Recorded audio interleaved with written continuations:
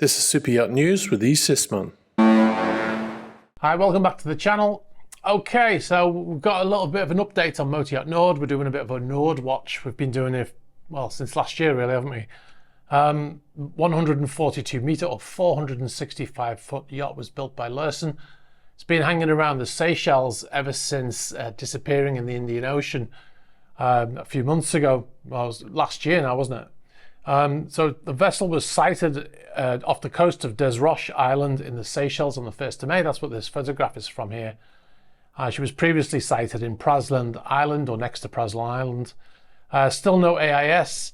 It's been switched off for over 6 months now against IMO laws, International Maritime Organization that is. And the yacht is owned by, or is believed to be owned by, Alexei Mordashov, who is under sanctions by the EU, the UK, and the US, as you can see in this image here. This is from the sanctioned, the Treasury website. All right, so we'll move on.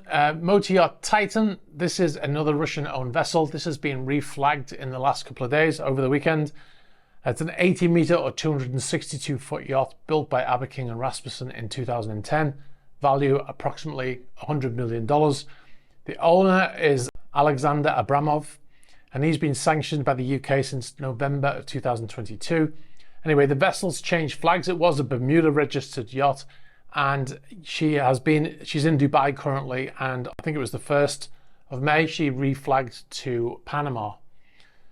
So we'll move on to another Russian yacht. This is Motor Yacht Universe. She's left her berth in the marina in Sochi. It's the first time she's moved in over a year. The vessel left Imperia, which used to be a place she was regularly laid up in, Imperia in Italy, and she left there just as all the sanctions were starting after the invasion of Ukraine, and she headed straight to Sochi through the Black Sea to Sochi. She's been there ever since. As you can see from the AIS, she changed destinations yesterday, and she's now headed back. She's gone through the Black Sea. AIS started pinging from just approaching the Bosphorus again, and she's got a destination of Istanbul on her AIS, but that's probably not her final destination. She's probably going to go on from there. This boat is allegedly owned by the ex-Russian president Dmitry Medvedev. All right, we'll move on to another story now. Motor Yacht Elements.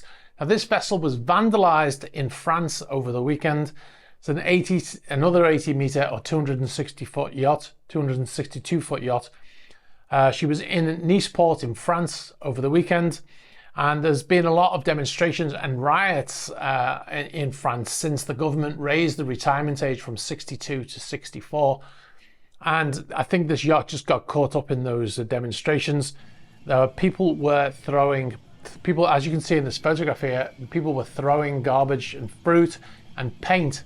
I mean, the garbage and the fruit, you know, one thing, but paint is a little bit more severe, isn't it? Obviously, it's going to be difficult to get that off. Now, the yacht is owned by a Saudi national, Fahad Al Ethal, who, as far as we know, has got no relations to the French government. It's got nothing to do with what's going on in France right now. The people in this video you can see here, they were chanting anti-capitalist chants as they threw their garbage at that boat.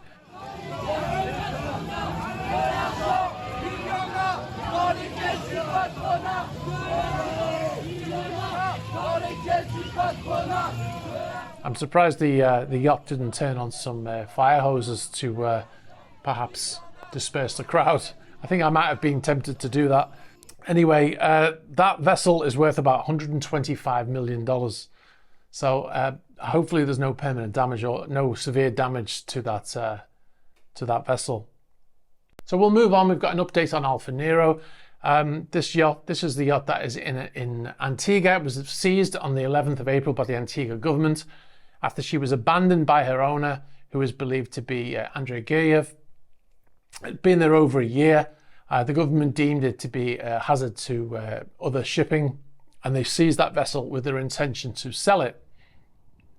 Now, in our last video, we talked about some confidential sources that we had who had told us that there were issues with the generators on board and the vessel was down to the last generator. However, the captain of Alfa Nero, who was identified in the Antiguan press as Andy Costa, says there's no issues with the generators on board. He told the local press this is a quote, "All 3 generators are working well, and the 4th one, an emergency backup, is also in good condition."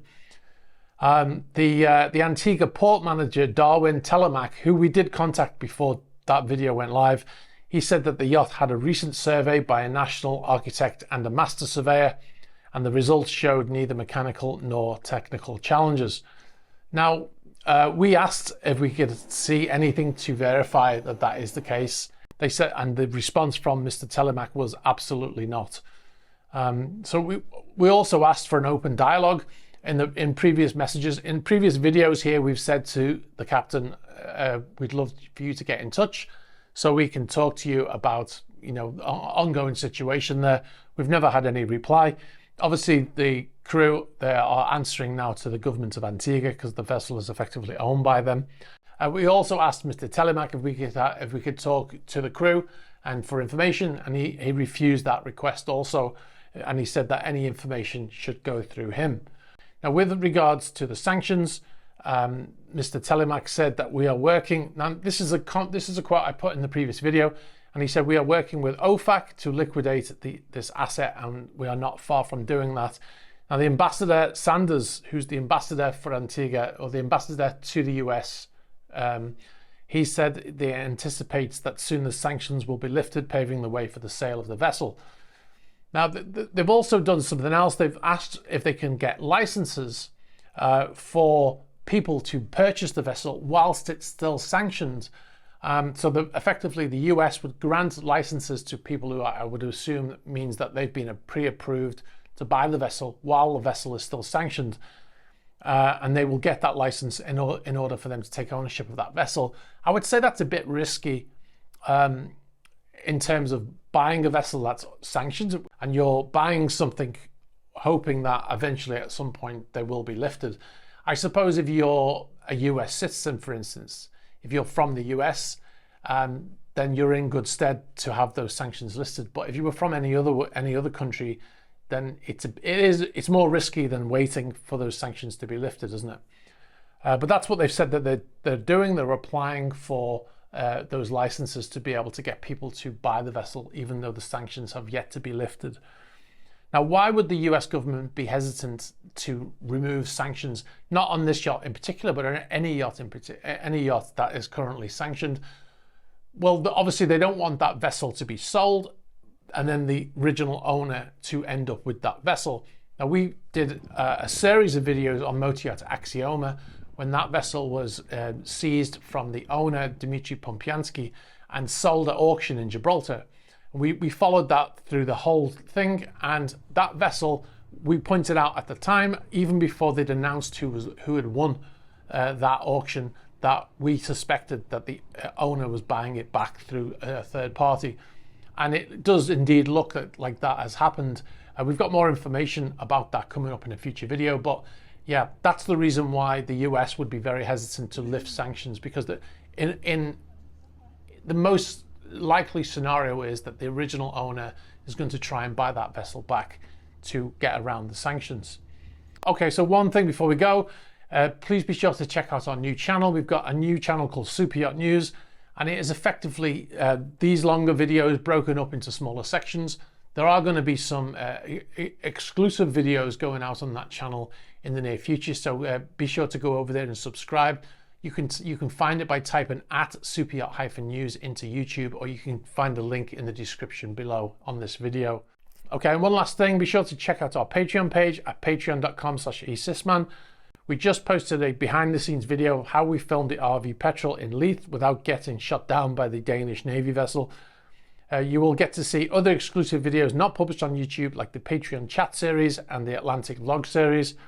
You'll get early access to features advert free. You get to suggest topics for future videos. You get to ask questions for patron-only Q&As. As an example, we posted the video that was just posted last night about Petrel.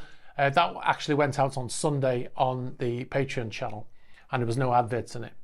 All right, guys, thanks very much for watching. If you've got any information about any of the stories here or any other stories, please be sure to get in touch. You can do that through the normal channels at the About page of the YouTube channel. You can get us on Instagram, on Facebook Messenger. You can also get us on Threema. Be sure to like this video, very important. Hit the subscribe button and hit the bell for future notifications. All right, guys, thanks very much, and I'll catch up with you soon. Bye-bye. You can see in this image here, this is from the sanctioned, the US government, the US Treasury government, the US government Treasury website.